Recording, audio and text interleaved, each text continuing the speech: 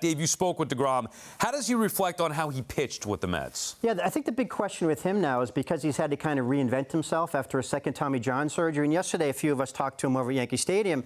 And the thing was, we said, you know, now that you're pitching more with a 97-mile-an-hour fastball as opposed to a 99, a slider that's more 87 instead of a 91, you know, had you known now what you knew, would you know then, would you have pitched differently? I mean, with the Mets, he was, you know, full tilt, full time, max effort, throwing 100-plus, 93-mile-an-hour slider, and that's why he had so many injuries, and that's why he wound up with the second Tommy John surgery. You know, what he said was, you know, I can't get into what ifs. He's like, I took the mound every time I wanted to give the team a chance to win, and that's what I did. He said, I was young back then. I thought I could handle it. And as we know now, his body couldn't. And I think we know now that that's what led to him breaking down and caused him to miss all this time. So we thought that he might be a little more reflective. Now he says he's smarter. He's pitching smarter. He's more, you know, conserving his energy more.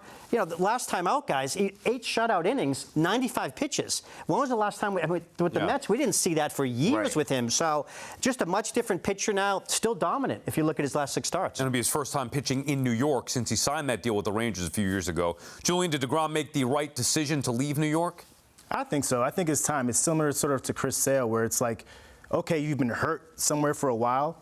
You got to get out where it's stale, right? It was stale in Boston. It got a little stale in New York. So I know he came back from Tommy John. He's coming back from Tommy John surgery, but you know, this is a guy that's done before, and you know, 2 Cy Young awards, and Chris Sale went on to win a Cy Young. So I believe that finding a fresh start is pivotal for a lot of athletes. Yeah, more importantly, I think the Mets made the right decision letting deGrom go. Andy, what is deGrom's Mets legacy?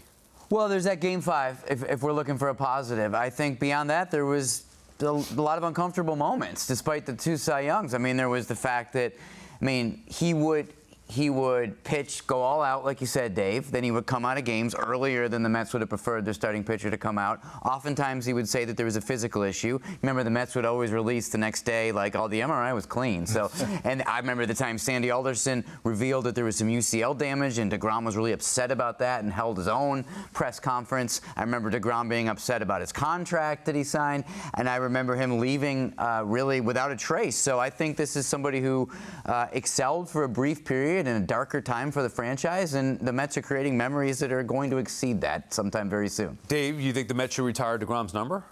I mean, I would say no across the board, you know, but peak deGrom, I should say. I've covered baseball for nearly 30 years here in the city. Peak deGrom, guys, I've never seen anything like it. When he was at his top of his game, he would start the first 2 innings of a game throwing nothing but fastballs, and guys couldn't touch it.